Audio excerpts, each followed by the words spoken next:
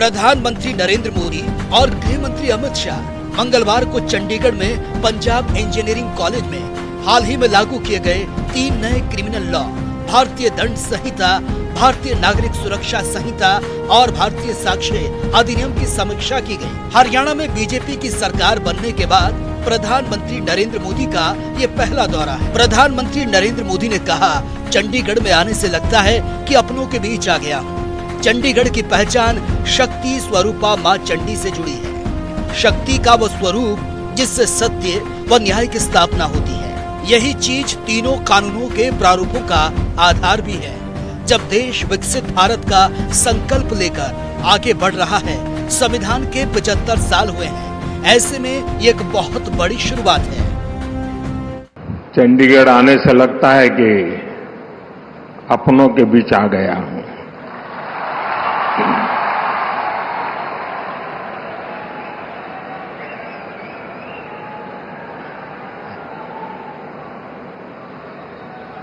चंडीगढ़ की पहचान शक्ति स्वरूपा मां चंडी का नाम से जुड़ी है। मां चंडी यानी शक्ति का वह स्वरूप जिससे सत्य और न्याय की स्थापना होती है। यही भावना भारतीय न्याय संहिता, नागरिक सुरक्षा संहिता के पूरे प्रारूप का आधार भी है। एक ऐसे समय में जब देश विकसित भारत का संकल्प लेकर आगे बढ़ रहा है, जब संविधान के 75 वर्ष हुए हैं, तब संविधान की भावना से प्रेरित भारतीय न्याय संहिता का प्रभाव प्रारंभ होना, उसका प्रभाव में आना एक बहुत बड़ी शुरुआत है। देश के नागरिकों के लिए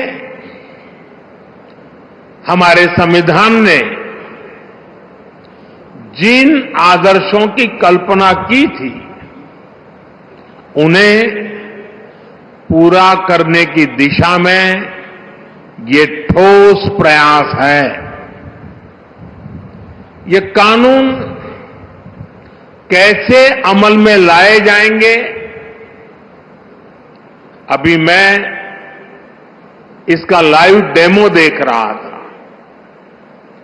और मैं भी यहां सबसे आग्रह करता हूं कि समय निकाल करके इस लाइव डेमो को जरूर देखें। लॉ के स्टूडेंट देखें,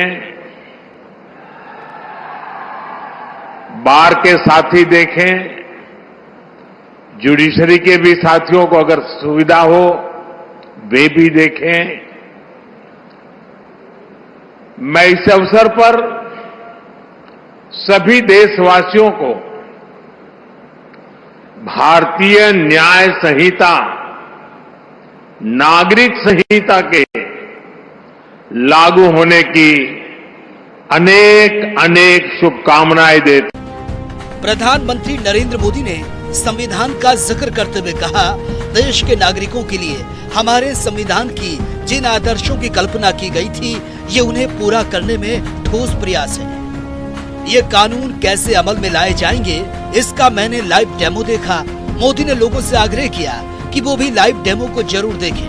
नए कानून को बनाने की प्रक्रिया बहुत व्यापक रही। इसमें कई विद्वानों के सुझाव भी शामिल हैं। दशकों तक हमारे कानून उसी दंड संहिता और पिनल माइंडसेट के इर्द गिर्द ही घूमते रहे, मंडराते रहे, और जिनका इस्तेमाल नागरिकों को गुलाम मानकर होता था। समय समय पर इन कानूनों में छोटे मोटे सुधार करने के प्रयास हुए, लेकिन इनका चरित्र वही बना रहा। आजाद देश में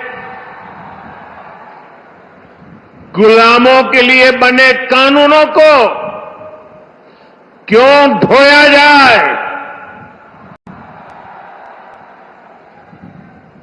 ये सवाल न हमने खुद से पूछा, न शासन कर रहे लोगों ने इस पर विचार करने की जरूरत समझी।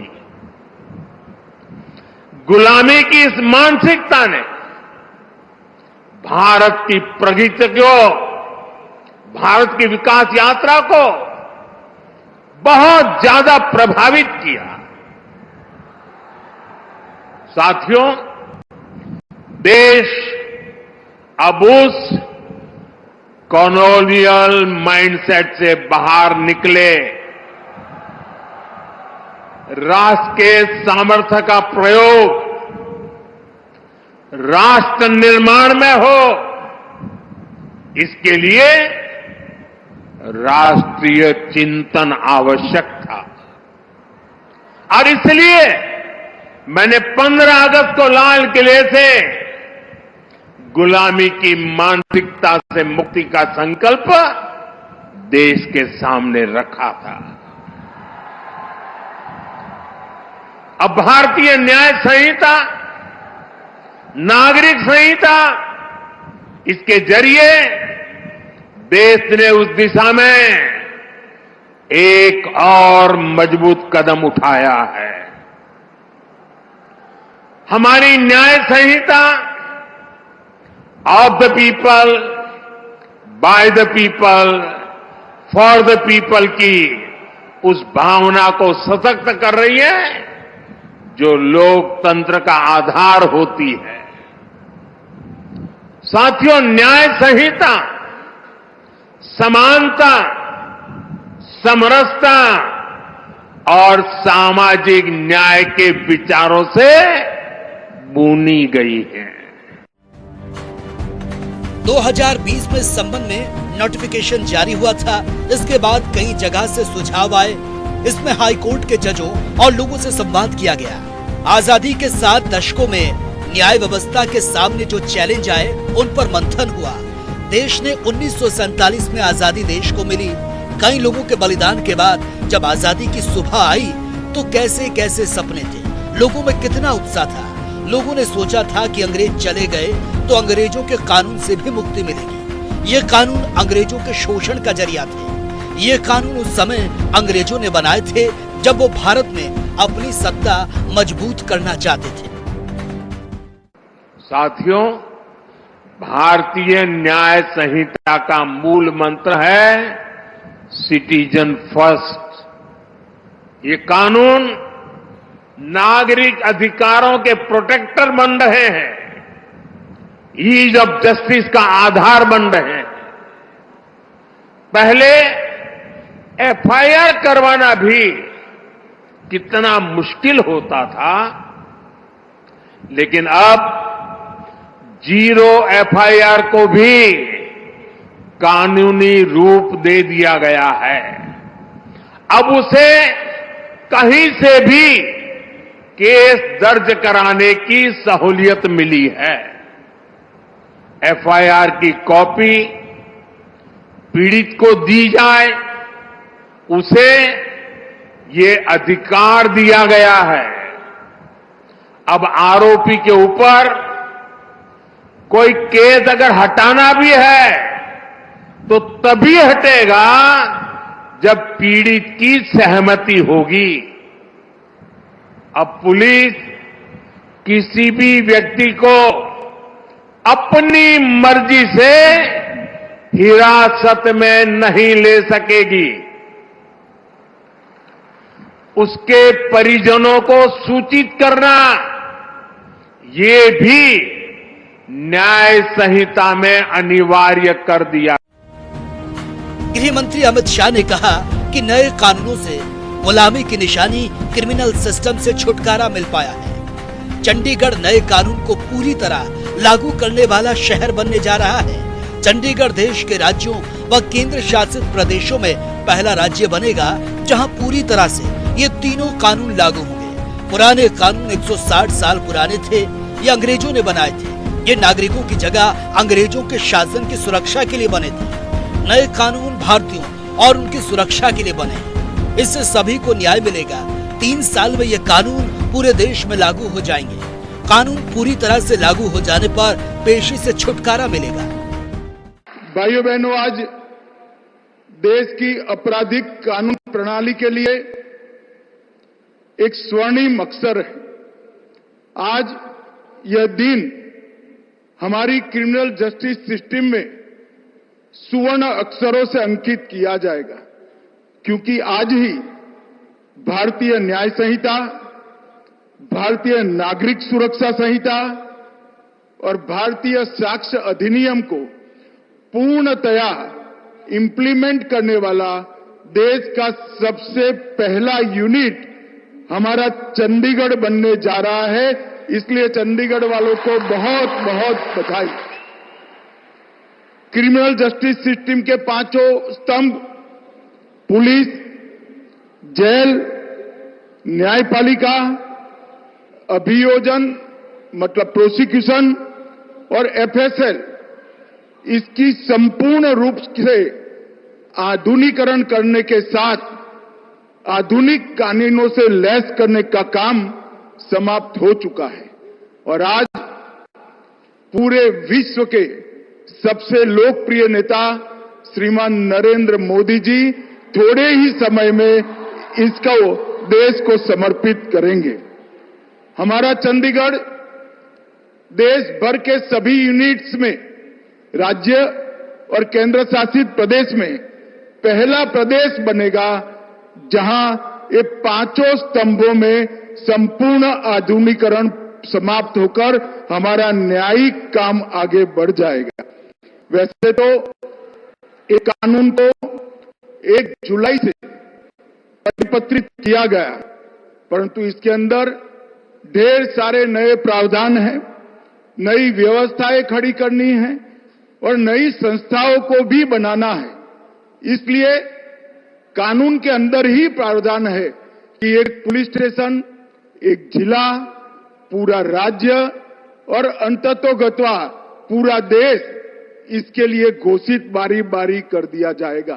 परंतु चंडीगढ़ प्रशासन, उनके प्रशासक गुलाबचंद जी और उनकी पूरी टीम को मैं साधुवाद देना चाहता हूं कि 5 ही महीने के कालखंड में पूरा इम्प्लीमेंटेशन समाप्त कर आज चंडीगढ़ नए कानूनों का स्वागत कर रहा है। हमारे लिए गर्व का विषय है। इसके पहले जो कानून थे 160 साल पहले बने, अंग्रेजों द्वारा बनाए गए, अंग्रेजों की पार्लियामेंट में बनाए गए और नागरिक की जगह अंग्रेजों के शासन की सुरक्षा के लिए बनाए गए। मोदी जी ये जो 3 कानून लेकर आए हैं, ये भारतीयों द्वारा बने, भारत की संसद में बने और भारत के नागरिकों को न्याय मिले, सुरक्षा मिले, इसके लिए बनाया गया है।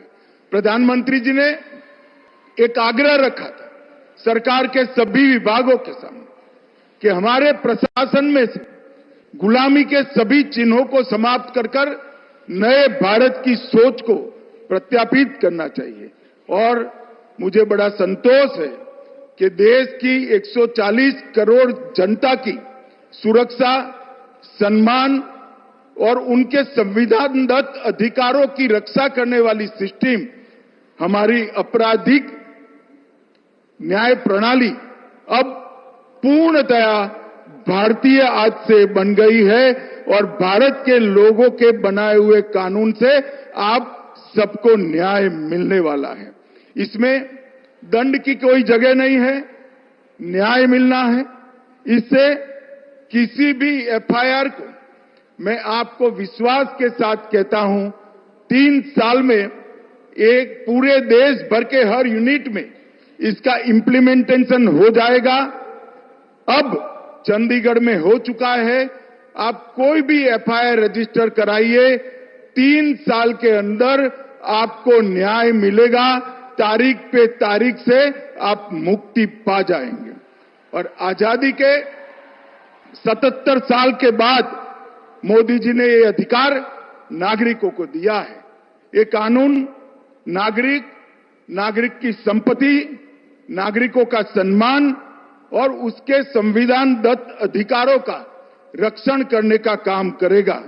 और इस कानून की सबसे बड़ी विशेषता है, इसकी आत्मा भारतीय है और उद्देश्य भारत के नागरिकों को न्याय दिलाना है। और 160 साल के बाद हम हमारे देश के नागरिकों द्वारा बनाए हुए कानूनों से आगे बढ़ रहे हैं। मित्रों, ये कानून वैसे तो एक साथ से पूरे देश भर में लागू हो गए हैं। हर राज्य में अलग अलग चरण पर इसकी इम्प्लीमेंटेशन की व्यवस्था हो रही है, परंतु चंडीगढ़ आज पूर्णतया इम्प्लीमेंट कर पाया है।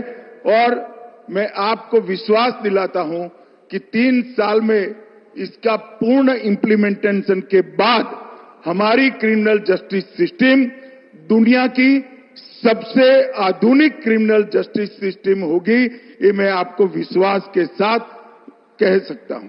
इसके अंदर अभी की तो सभी टेक्नोलॉजी का समावेश किया गया है, परंतु टेक्नोलॉजी की व्याख्या इस तरह से की गई है कि कितने भी अनुसंधान होंगे, व्याख्या को बदलने की जरूरत नहीं पड़ेगी। और ये बदलाव जो 140 करोड़ की आबादी के सुखाकारी के लिए हो रहा है, मैं विश्वास के साथ कह सकता हूं, हमारे 140 करोड़ की आबादी वाले देश का ये बदलाव दुनिया का सबसे बड़ा रिफॉर्म बनेगा, इसमें किसी को शंका रखने की जरूरत नहीं है।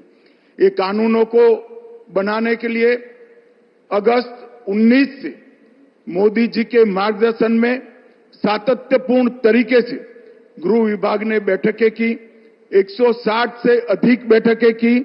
इसमें राज्यपालों, मुख्यमंत्रियों, उपराज्यपालों, प्रशासकों, मुख्य न्यायाधीश, भारत की सुप्रीम कोर्ट के, हाई कोर्ट के मुख्य न्यायाधीश, बार काउंसिल, बार एसोसिएशन, विश्वविद्यालय, संसद सदस्य, देश के सभी आईपीएस ऑफिसर, ये सब के साथ हमने चर्चा कर इनके सुझाव लेकर उसको संपूर्ण करने का प्रयास किया गया है। और ये 4 साल जो लगे, ये 4 साल में अनेक स्तर पर दुनिया भर की आधुनिक तकनीक का और आधुनिक प्रावधानों का भी स्टडी किया गया है। लगभग 43 देशों के क्रिमिनल जस्टिस सिस्टम की हमने अभ्यास कर अपने कानून को बनाने का काम किया है। और ये कानून जब से इंप्लीमेंट करने का नोटिफिकेशन हुआ तब से अब तक लगभग 11,34,698 अलग अलग ऑफिसर्स की ट्रेनिंग करने का काम भी हमने किया है। ये कानूनों में तकनीक तो है ही है, एफएसएल को भी कंपलसरी किया गया है और आपके अधिकारों की सुरक्षा के लिए भी कई जगह पर प्रावधान जोड़े गए हैं। इस कानूनों में महिलाओं और बच्चों के लिए एक सेपरेट चैप्टर जोड़ा गया है। आतंकवाद और संगठित अपराध की अब तक कोई व्याख्या नहीं थी, जिसका आतंकवादियों को फायदा होता था। आतंकवाद और संगठित अपराध को व्याख्याहित किया गया है। हर एफआईआर रजिस्टर करने वाले नागरिक को 90 दिन में पुलिस को प्रोग्रेस रिपोर्ट कंपलसरी कर दिया गया है। ईएफआईआर और जीरो एफआईआर के माध्यम से आपको एफआईआर कराने के लिए थाने पर जाने की जरूरत नहीं है। ई साक्ष्य पोर्टल, वीडियो कॉन्फ्रेंसिंग का पोर्टल और एफएसएल, कई सारे पोर्टल और डेटाबेस को इस कानून के साथ जोड़ा गया है और आने वाले 6 माह के अंदर ही 1 क्लिक ऑल डेटाबेस इसको हम लागू कर देंगे।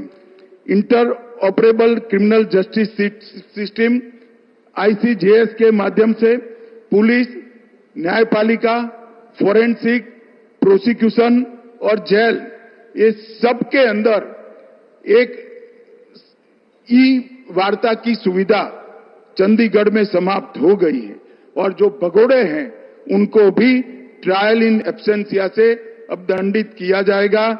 और सबसे बड़ी बात है, ये सभी कानून और सभी अभियोजन प्रोसिक्यूशन 8वीं अनुसूची की भाषा में भाषिणी ऐप के माध्यम से अब उपलब्ध कराए जाएंगे।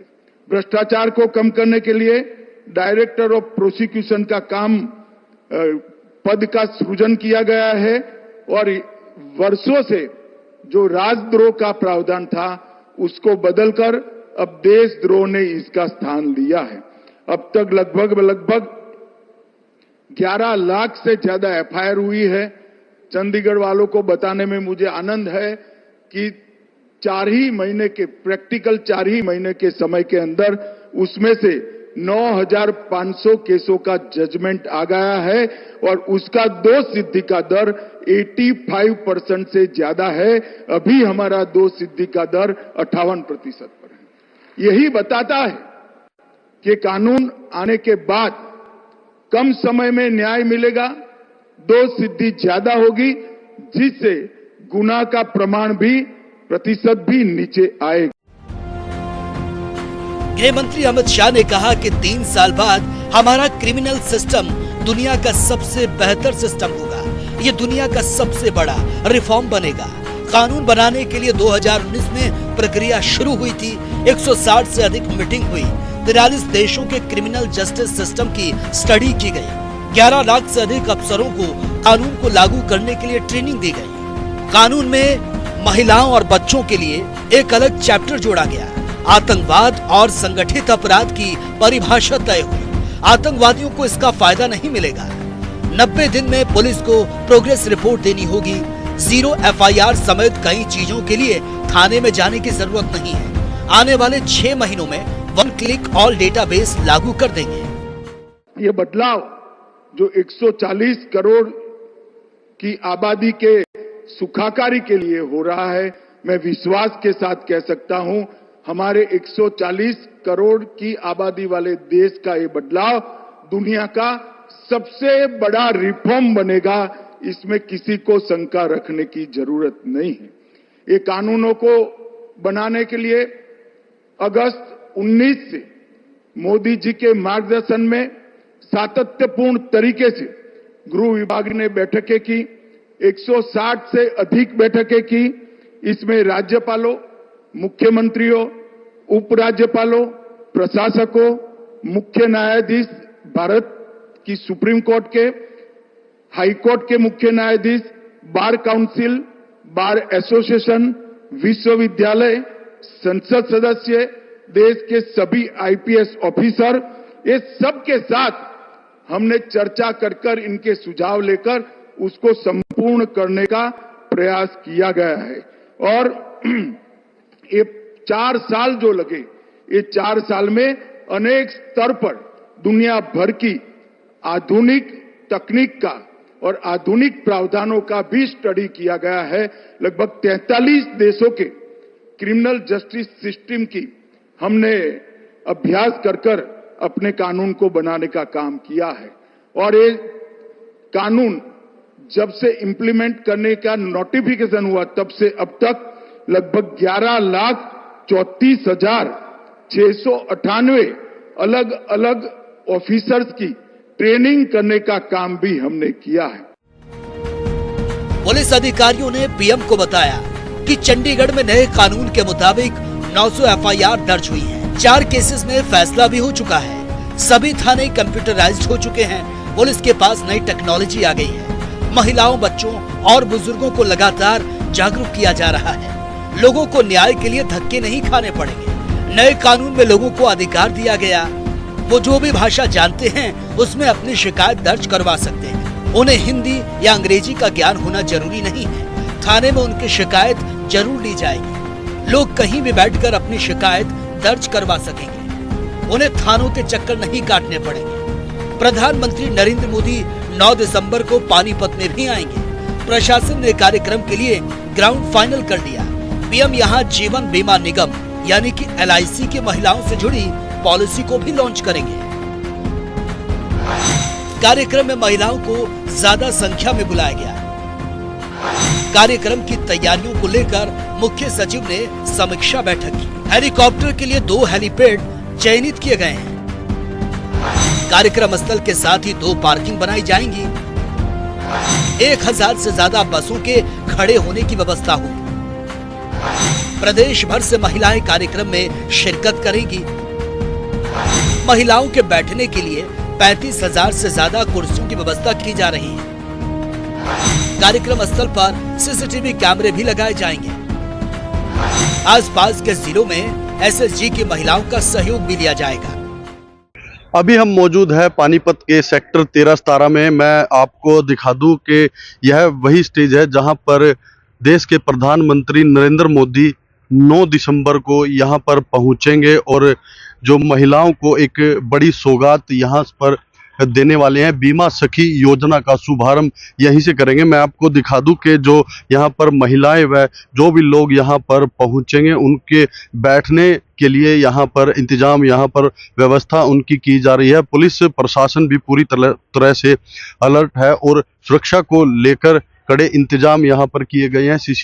सीसीटीवी कैमरे यहां पर लगाए गए हैं और लगातार 9 दिसंबर को लेकर जो तैयारियां हैं वो पूरी जोरों पर हैं। बता दें कि यह वही ग्राउंड है जहां पर देश के प्रधानमंत्री द्वारा बेटी बचाओ बेटी पढ़ाओ का नारा दिया गया था और अब एक बार फिर से पानीपत से ही महिलाओं को एक बड़ी सौगात यहां पर देने जा रहे हैं। जो बीमा सखी योजना है उसके तहत यहां पर महिलाओं को एक बड़ी सौगात देंगे। बता दें कि कम से कम 50,000 महिलाएं यहां पर पहुंचेंगी और महिलाओं को इसी ग्राउंड से देश के प्रधानमंत्री एक बड़ी सौगात यहां पर देने वाले हैं। बता दें कि प्रधानमंत्री के साथ साथ केंद्र के बड़े नेता भी यहां पर मौजूद रहेंगे और हरियाणा के मुख्यमंत्री के साथ साथ और भी राज्यों के जो है मुख्यमंत्री यहां पर मौजूद रहेंगे और 9 दिसंबर को इसी ग्राउंड से देश के प्रधानमंत्री महिलाओं को एक बड़ी सौगात देने वाले हैं।